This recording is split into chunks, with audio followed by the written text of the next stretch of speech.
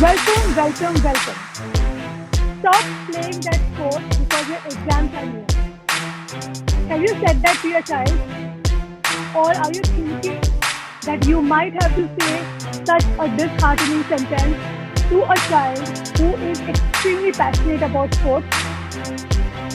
I am pleased and honored to have interview with my very, very favorite, personal favorite, Sia Hingorani.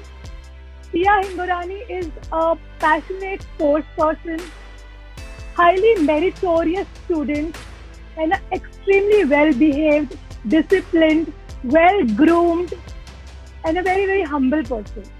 Social person, she loves to eat, she likes to hang out with people, and I really don't understand how she manages all this. So, Sia, a warm, warm welcome. Thank you. Whatever I said is a little bit of what I could describe you, Sia. It really means, something for me to be uh, associated with such wonderful human beings in form of my students. Thank you for being, my student and being a part of my life.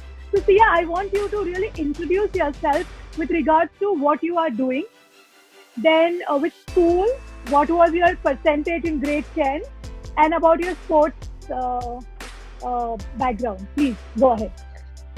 So my name is Sia, and I did my schooling from Aranpura School, which is in Santa Cruz. Currently, I'm a student of SYJC at St. Xavier's College at Fort, and my percentage in 10th was 97. All thanks to Darshana ma'am. And yeah, in terms of sports, I'm a table tennis player. I currently train at Andheri YMCA, and yeah, I travel all year for state tournaments. No, Sia, you are not. I want you to say something more about your sport. Which sport are you playing at? What level are you playing? What kind of, um, you know, tournament you won? Can you please give this insight and this description, please? Yeah. Yeah. So I play table tennis, and currently, since last year, I've been at state level, but I'm aspiring to. Like, I was planning to play nationals as well this year, but then because of the whole COVID thing, everything's put on hold. But yeah, so I train every day at used to rather train every day at Andheri YMCA under my coach, who is Eric Fernandez. And yeah, and so the latest tournament that I played, I was a part of the Mumbai team. So the MSD team, it's what they call it. And we won the gold at the state championship, which was held at Pune in October. And yeah. Amazing, amazing. Congratulations. I keep Thank you. reading about you and your accolades, and also her younger brother is uh, Yes. training himself and doing, wonderfully in the same sport. His name is Yes. Dev Hingorani, and both these children are making their parents extremely proud. I would like to make a special mention of Sia's mom. Sia's mom, Dr. Seema Hingorani, she is a clinical psychologist, and Sia will introduce more about her mother. But what I want to tell you as a teacher is when Sia took admission into my coaching in grade 8, we have, I have never seen her mother all through the 8th standard, through the 9th standard, and through the 10th standard. We never met. However, I knew the kind of work she was doing with teenagers and with related, in aspects of relationships. We were always on the same page. We would talk on the phone, and I had this opportunity to meet her when she came to meet me in the grade 10. But very relaxed, however, extremely committed. I mean, she has kept her. I don't know how she balances her career. She is doing very well in her career, as well as she looks after the sports part of these children to an extent that when I used to talk to her on the phone, I got to know that she told me that, ma'am, we are only looking about nutrition for our children and what are the best ways they can give resources to them. So a parent who is so high on her career is so focused on the children's sports development and also academics, and they don't need to follow up with the teachers or take feedback, because there's a strong bonding I can see between the parent and the child, and all that happens from a strong connection.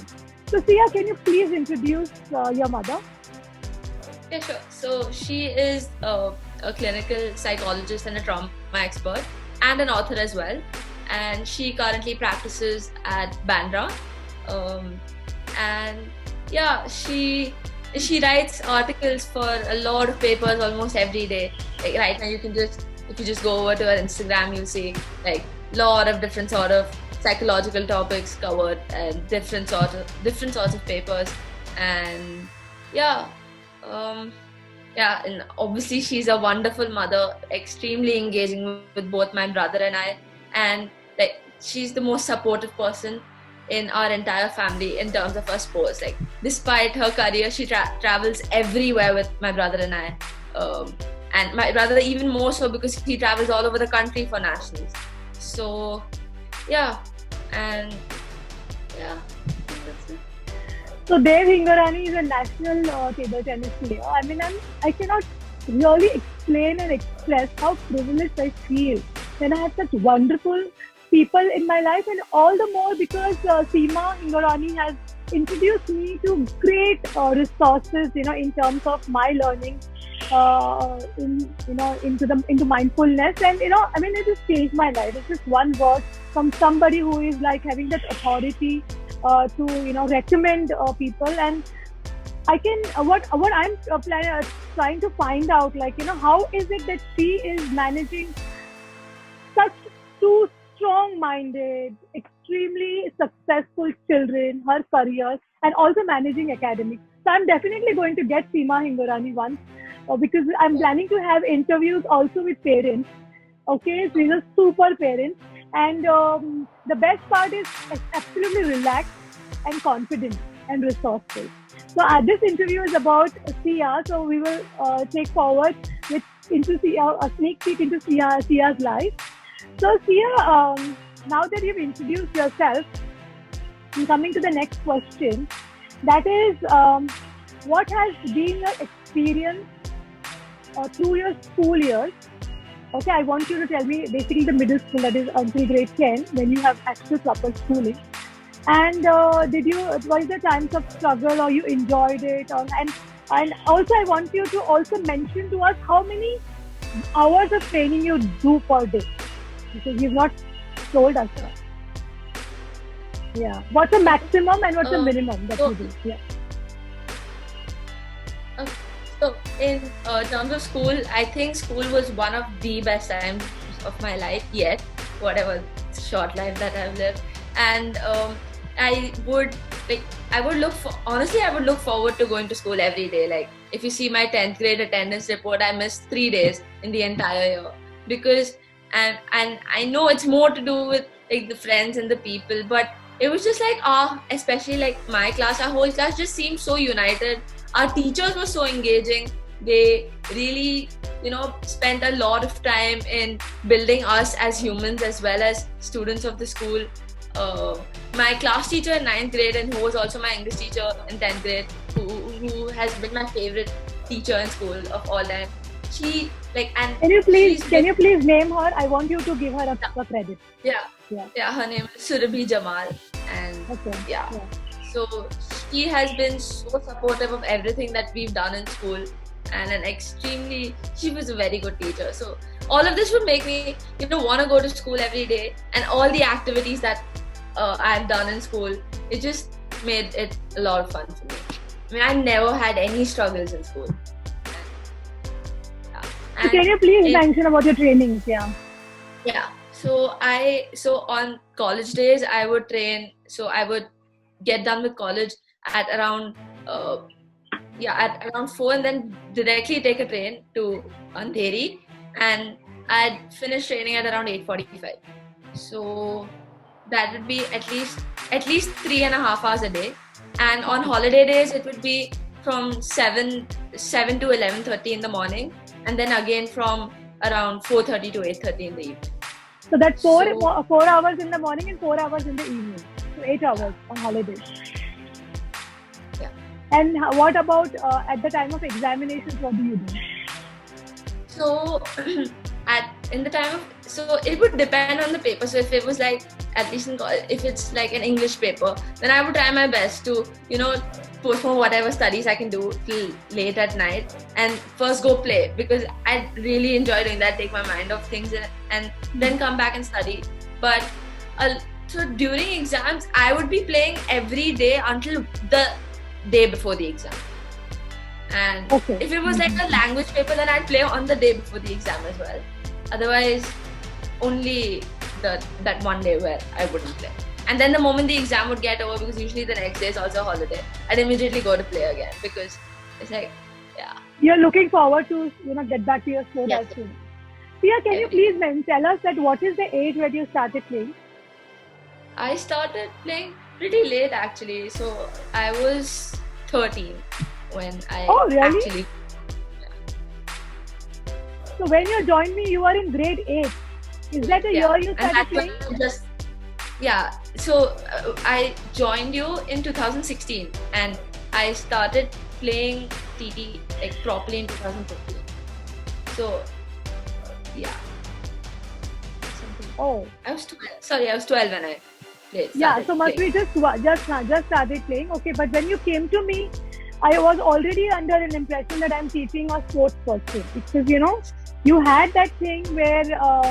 So when I say teaching a sports person is like, I'm going to bring to you interviews of more such students who have been extremely, as I told you right in the first interview, these students are determined, to make their mark, and they have their own struggles and their own tough times, but they never even acknowledge that that's a part of, or it's a tough time, because they are trained in a manner that it's life, it's life for them to take these challenges and to work on them. Wonderful. So she's saying she started late because her brother started very, very early. Can you tell us, Sia, when did they start training? So we both started on the exact same day at the same time. So he was 6, Okay. 6 or 7. He was 7 and I was 12 when we both Oh, went in. And yeah. And then I had to take sort of a little bit of a break during the board exams, where he continued as well. And then I started again. So during okay. that. So for 10th board, you took a break. That was for how many days? Can you please tell our audience? So the last 2 months during the boards, so that's February, and the boards went on throughout March. So those 2 months I didn't play. And she managed to get a whooping 97%, right, Sia? 97% in her board. So since this is a interview related to my sports student, I would want to ask some questions related to sports. So Sia, we really want to know that what is it that, how do you take care of the nutrition? I know your parents do that, but what is it that you look into when it is regards to nutrition? So in regards, so there's this very strict, thing in terms of eating out and everything that my brother and I have to follow. Like our coach also is a lot into our nutrition and our fitness. So he also keeps a track of everything that we eat. And it's like, so we mainly try not to eat fried foods and less of sugar. I'm not a person who's fond of sugar anyway, so that's easy for me. But my brother, he loves eating all of this, but he really shows control over himself. I mean, he knows he's not supposed to eat it. And since TT is a game of speed, you need to be very lean and fast on the table. So you can't even afford putting on a little bit of weight.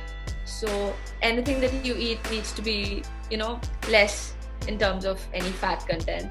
And but yeah, we do eat a lot of carbs as well, because we need that after practice. So like lots of wheat pasta and like gluten-free pizzas and all are made at home for that. Other than that, so I know that that's the reason your mom was saying that, ma'am, we are only going and finding food, and Yes. so that it can be interesting for the kids, and also they get a lot of energy, and then there is pure, and there is no adulterant and none of these colors. So she in fact, she told me this, Sia, I think you are in grade 8, I think, just very new. And I love to talking to parents who are like so committed and are different. from academics. So nothing wrong about being into academics, but this is very interesting to know. So she said, ma'am, most of my time goes only to shop for That's food. that's true. And looking at Sia, I could not believe it. But then I As well, realized Lord. that she has a great appetite, and that's wonderful. Yes, Sia, you were saying something. Sorry. I was like, my mom is a lot into all of this healthy and organic stuff. So like our house is filled with all this organic ghee and all that sort of stuff, with a lot of gluten-free bread and whole wheat breads, oat breads coming in every day. So yeah. Lovely. So is any parent who is into sports, like how come like y'all took this, both the children were enrolled into sports at the same time? Is there any family background? So my mom was hugely into sports when she was my age. So when she was my age, she was a black belt in karate, and she had her. So she's from Nasik. So she had her own coaching center for karate when she was 16. Oh wow. Yeah. And she was a lot into all of these extracurriculars. So she was also a lawn tennis player, and she used to do swimming as well. And then my brother and I, we basically started TT as like a hobby, 2 hours a week at our club, which is Khala Gymkhana. We just joined to just play, um, just as some sort of change and some sort of extracurricular. Correct. And that's how we just got more and more into it. Lovely. I mean, you know what? I'm surprised that we were so with Sia. I was doing mathematics, physics, chemistry, biology from grade 8 and 9 and 10, and we really didn't get chance to really talk, and I always wanted to. And it's nice that we are discussing all this with so many people witnessing it. So, Sia, really great. So when you got into the sports, was there any sport background to you? Were you doing swimming or something like that?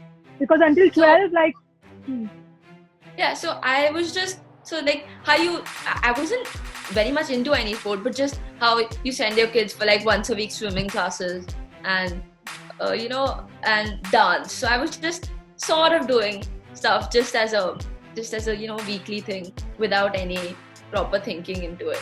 But TT was the first sport that we actually went.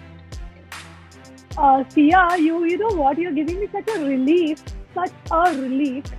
I'll tell you why. Because my daughter is 12.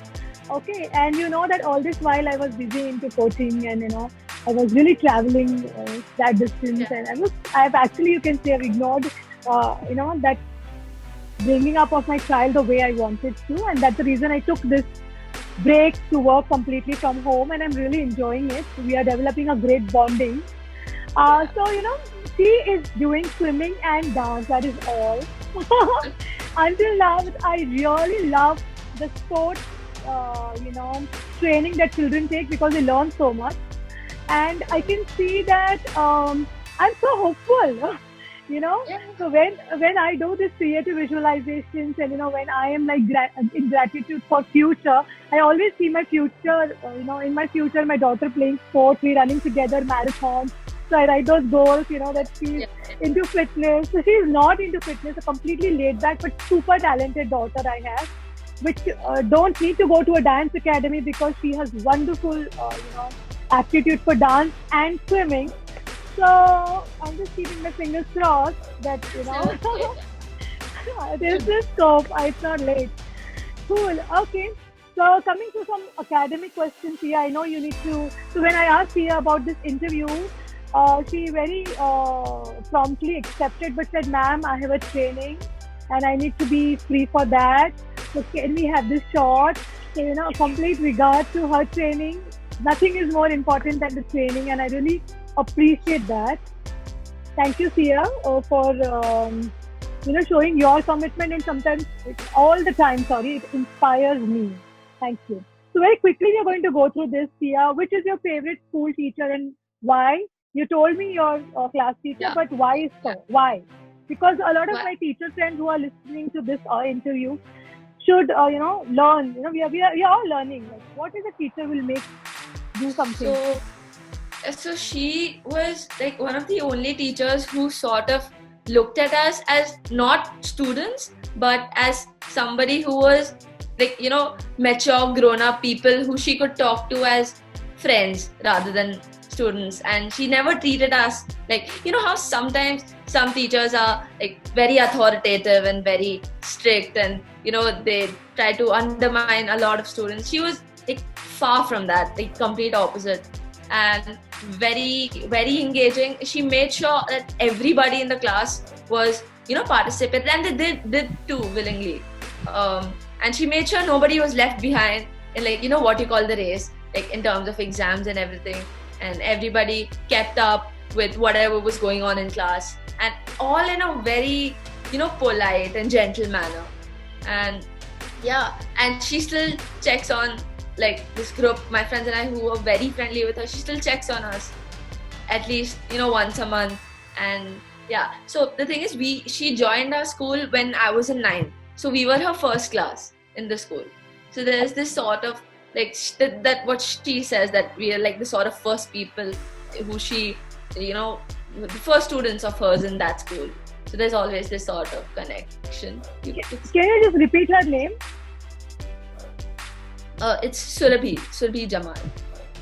Surabhi Jamal. So, you know, friends, really, what children want is respect and to be acknowledged. And as she rightly said, that when we see the students as adults, mature people, you know, not that we know it all. So we all do it. It's not a mistake. It's okay, you know, to do it. But once we realize that, you know, it's very easy to get, you know, the bonding. And once we are connected with the students, I think the discipline issue, you know, and all that just fades away. Yeah. Yes. Because being a 9th and 10th standard teacher and being friendly, you know, something we cannot understand this equation. But as you pointed this out, it's real fact that your teacher is so loved, you know, and you know, she's connected in spite of being so liberal. That proves something, you know. That's a really takeaway for us. Thank you so much, Sia. Your favorite subject and why? Oh, so currently my favorite subject is psychology. I am very, very interested in it, and so I mean, it could be like a bias because my mom's a psychologist, and I've grown up seeing all sorts of cases, and she's spoken to me about her work. So, but like, it's something that really interests me, like the human mind. It is very fascinating, and so I just finished, like last week, I finished an online course on psychology. It was a 2-month-long course which like covered every field of psychology, and that just made, you know, it just made me more interested in it, and just, you know, confirmed that I want to go into this field. So yeah. Sia, can you just mention what course is that and from where? Because you know what, I really want the students and teachers and parents to be into the zone of self-education, you know. Yes. And there are so many online courses, and why not, you know, take them up and educate ourselves and not wait for the life to teach us through tough times, or maybe to really enroll yourself into a course. So can you please mention the course?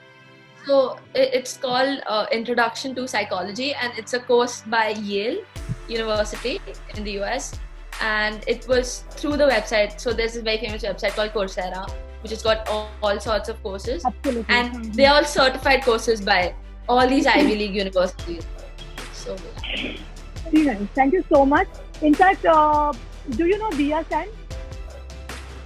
One of your senior, Dia Sen, I think one batch earlier to your batch, or maybe 2 batches. So she also like scored a 98.3%, you know, very meritorious, and I just happened to be reminded of her, and she was mentioning about this particular medium. So there are so many courses available, you know. We can always pick up the one that we, you know, are interested, and I'm sure that so many of us could not study what we wanted to, you know, because we were into a rigid education system. And instead of blaming the education system, they are doing the best that they can do. What we can do is pick and choose, you know, and take these opportunities of educating ourselves. Thank you so much. It's like a extremely valuable input that you have given, Sia, and I really urge all my students, teachers, and parents who are watching this interview to take up and find out. Udemy, Coursera, these are wonderful platforms which are offering short courses. Do it for parenting, do it for better teaching methods, do it for something interesting in online domain. Yeah. Thank you so much, Sia. Now, this is interesting. I want you to talk about what did you aspire to be when you were very, very young? When you PT was not in your life? Yeah. No, yeah.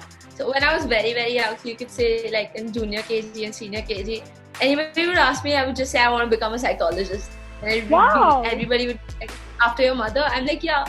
And so that was in my mind constantly like 8th grade. And then there was this phase where I had decided that instead of psychology, I'm going to do medicine. And so 8th and 9th, my aim was to become a doctor. And then in 10th, I again got into psychology, started reading more about it. And, I had become mature enough to understand the case, actually understand the cases that my mom gets. So that it just took me again into becoming a psychologist. And then that's how I ended up in Xavier. Wonderful. And so we ended up into Xavier. There's lots to it, isn't it? Xavier. I had planned to continue 11th and 12th in my school itself, and then planned like to give NEET and all. But then last minute, like at the end of 10th grade, I decided that it was like a last minute change that I'm going to go to junior college, and that's how I'm going to continue. So yeah. I'm so glad, Sia, that you took this up. The reason being, if you would be doing your medicine, you would not be playing your sport. Yeah. And if you're a psychologist, with the way the world is going now, we need more of such wonderful people, whom we can talk to and really can offload that stress and burden. Okay, so what is your most struggle and the toughest time in your life until now? Something that it comes to your mind. Struggle? So, worst time of your life, something like it was worst. So there's not really been like a struggle per se, just what you could say like first world problems. I mean, so one thing that just comes to my mind was when I first started college, it was like, so it's a very new environment compared to school, right? And like suddenly being thrown into it. So it just felt like for like the first 2-3 months that I didn't fit in at all, because there are children who are into all different sorts of stuff, not academically, and who you don't know how to make conversation with them, and you don't feel like you sort of fit in. So I think that was a time. It was like, what's the point of going to college and these people don't even, like, students are all not the type of people I usually engage with. But then what I did is like I just gave it time, and then I find like after some time I got people. So like there's a lot of people in my class, 130 to be specific, and so in that crowd it was difficult to find someone who you connect with. But then slowly it happened, and now it's all. So that time was a little bit tumultuous, you could say. Got it. So there's that culture shock that you had. You took a little while to get really accustomed to it. Yeah, I understand that. And I'm sure when you have such a great support at home, there cannot be any worse times, because as I told you, Dr. Seema Hingorani just met me once, and she kind of mentioned about Abraham Hicks, who is a great, wonderful speaker and about mindfulness, and that has changed my life. So, your mother is in my gratitude. Whenever I give gratitude, this is one person whom I give gratitude, because we need to have strong connections with our own spirituality, and I'm sure that there's lots of that in your family. So one more thing was like, no, I was just saying that even while this college thing was not really constant, it was like every day I would come back to TT. So that was like a constant which was there. So even if like I was in college, I was like, anyways, I'm going to go back, and TT, that's a familiar environment. I know all of my friends are over there. So yeah, that just made it easier. Absolutely. So you mean to say that sports is such a breather for you. So in difficult times, You have always found your respite there. Wonderful. So yeah, which has been your biggest accomplishment? Biggest accomplishment. Uh, in terms of studies, I think that would be the board marks, and yeah, I mean, there's been a lot of like small things throughout like studies that I'm very like proud of, and you know, and in terms of sports, maybe this year would be the fact that I came into the Mumbai team, and it was like I hadn't played tournaments in 10th grade. I was playing TT, but I missed the whole year of playing tournaments, and then 11th I was suddenly back. So I didn't think I was going to do anything that year, but then I sort of got into the team. So and then it was the women's team, not even like under 18 and under 20. Wow, awesome. And then there was the whole prize and everything. So yeah, I think in terms Wonderful. of sports, it would. Okay, so in spite of being out of this sport, you could get your place, and that was awesome. Yeah, it took me a while to start playing tournaments properly as well, because the first 2-3 tournaments I didn't do anything, because it's a very different environment, so you need to be very accustomed to playing tournaments to actually be able to play your game in that, which I could not do in the first 2-3 tournaments. And then halfway through it, then I started performing whatever. Lovely. You know what, Sia, I really want you to tell me something about your training or a trainer, because I really want you to acknowledge your trainer, like, how they have contributed to you. We should give credit to him. Yeah. So so my coach's name is Eric Fernandez, and he is a very known name in India in terms of table tennis. I mean, he was himself a national level player, and like when in his prime. And if you go into so there's this thing that you call like the TT fraternity or the TT community of Mumbai. Everybody knows him, and he's known to be a very good person in there, because a lot of coaches and players and all, they're known to play politics and all, but my coach, he's always been known to stay away from all of that. And he is, so it's like he's got two sides to his personality. One is on court, where all of us, like, we've discussed this, like, in terms all of our students of his, and on court he is very disciplined, very he knows what he wants, and he'll push you to do it, correct you. And off court he's just a completely different person, like the most fun person you could be around, most of the people I know. So he has this balance of a good cop and a bad cop. Yes, wonderful. Yes. So we are going to going out and everything. Oh, lovely. So okay, so he can be very friendly out of the court, but on the court it's crazy. Yeah, nice. See, you have been playing a lot of sports. So one of the intention of doing these interviews with students is like those who have accomplished something. I want to know how important are strong educational concepts, okay, with your success. So when you study, were you paying attention into knowledge, or you were really interested in the understanding part? Like, I really want to know that. Yeah. So what was your? So no, I wasn't. I'm not the type of person who can rote learn anything. It just doesn't happen. So I really pay a lot of attention into trying to understand the concepts, and so like you said, the knowledge part of education. So for example, like, even though I'm into arts now, science is still very fascinating to me. So everything, especially biology and physics as well. So I would always try to get behind the understanding of the concepts, and anything that would interest me, I'd go look it up, try to search for it in detail. And even now I do a lot, like, in terms of, I try to look up on a lot of research in terms of biology and physics as well. And so I think that those concepts are very important to know, even from like a life point of view.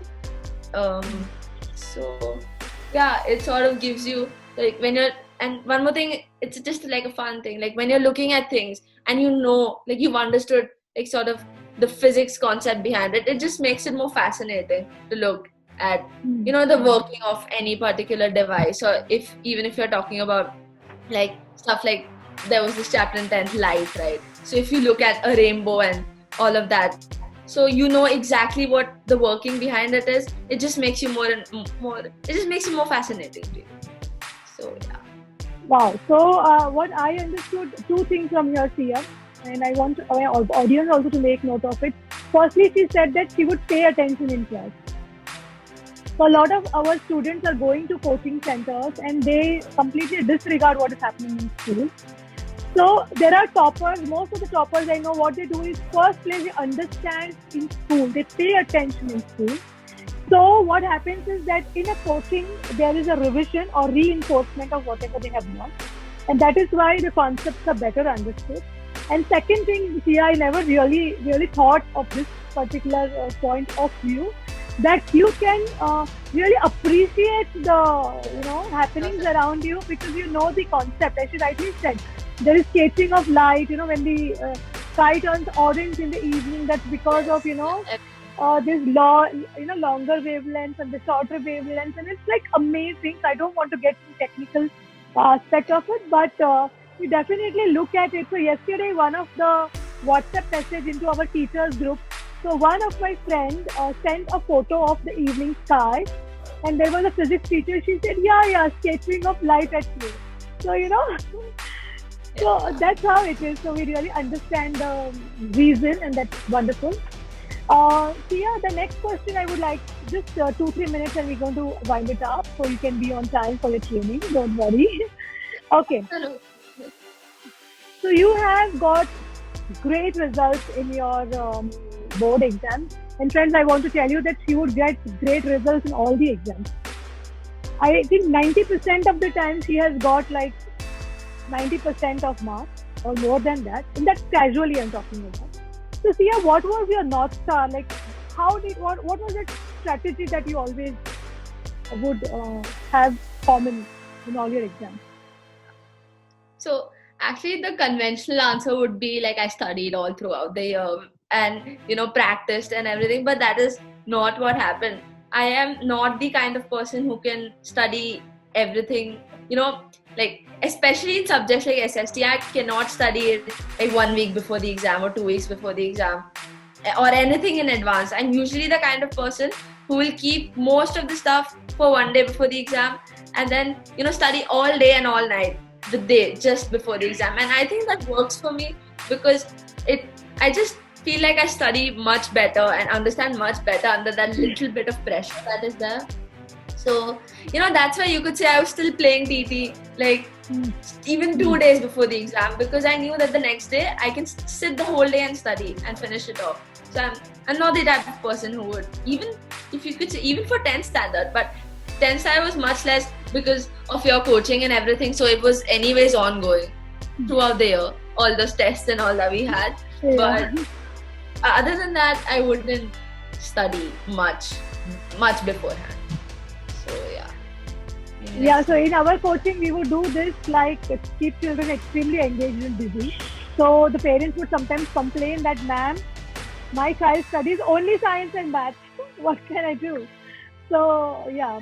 So what I got from this conversation with Sia about her study pattern is that she is, she has a very good maybe sense of her study pattern, and she knew that last minute she can very easily afford to just study one day and get her score. But I want all the students not to take this, because as she rightly said, that works for her. Okay, and if it works for you, go ahead. I mean, I want parents also to really have them take it like this. Let them fail, let them fall on face and realize that this doesn't work.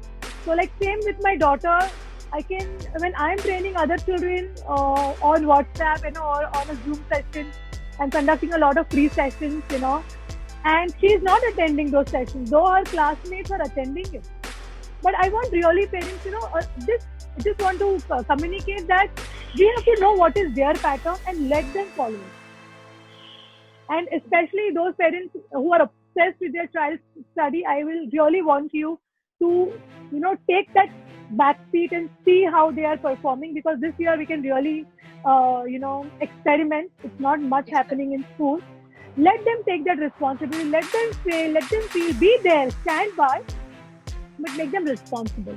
Okay, so that works for her, and I'm great. I mean, I'm really feeling nice. If a student knows their study pattern and their, they can map it out, it's cool, very nice. Thank you so much, Priya. So I really want you guys also to find out your pattern and follow it. Okay, then lastly, I think we already spoke about your parents' contribution, into this, like how your mother is really following up with both of you. Finally, what is your message to the parents and the students who are watching this interview? Yeah, I think don't, like, to the parents and all, you don't have to, be, so like ma'am said, don't be obsessed with your child's studies and everything. You can, like, leave them alone and decide what they want for themselves, and even if they fail, it'll be a life lesson for them. Like, if you force them to do something and they're doing it, they'll just do it for the sake of it. But if they fail, and they'll realize their mistake, and whatever you're telling them to do, they'll actually then want to start doing it. And even in terms of studies, you can let loose. And a lot of people, like, even in the TT field, so there's a lot of players who you see who leave playing after 10th grade.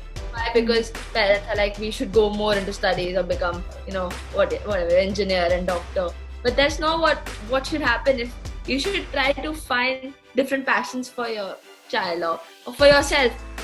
I mean, even if it's not studies, like, you can be passionate and very talented at anything.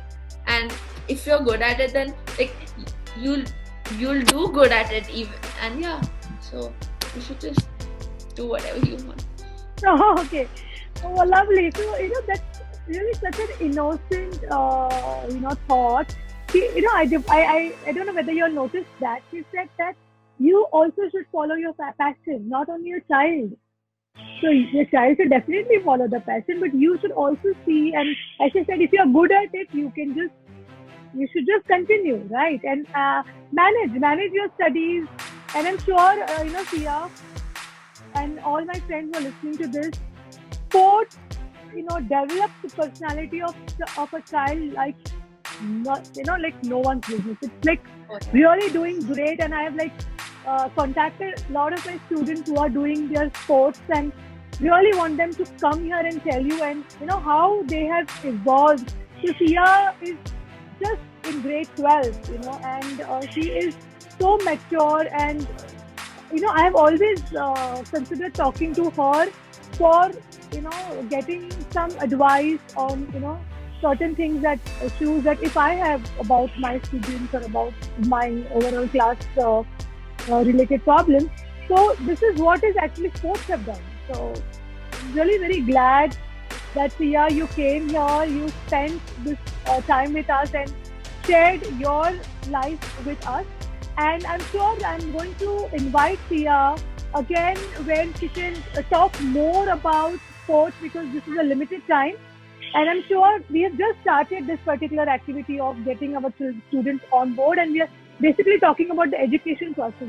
But Sia, I would really want you to be an expert where you can start guiding children, on through this platform where they can see. It's very disheartening for a child to leave sports. There are children who are playing cricket and TT and badminton and swimming, and parents cannot see a future, in this. And honestly, we are not even talking about future in terms of career, but I'm talking about future in terms of personality and the education the child gets. It's like amazing. So we are definitely going to connect one more time, Sia, and going to talk more about what you gained from this. Sure. Yes, definitely. Thank you so much for having me. Yes, okay. Thank you so much. God bless you, and I wish you luck in your sports career and also in your career to become a psychologist like your mother. Okay? Thank you. God bless. Stay connected. So friends, thank you so much for watching this particular interview.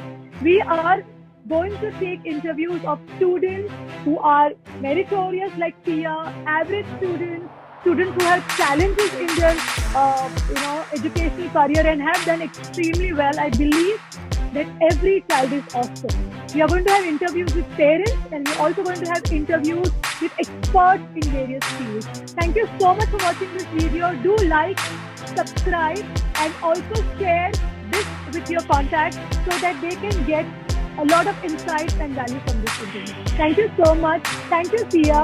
God bless. Thank you. This is Darshana Phalke, Joyful Learning Expert, signing out.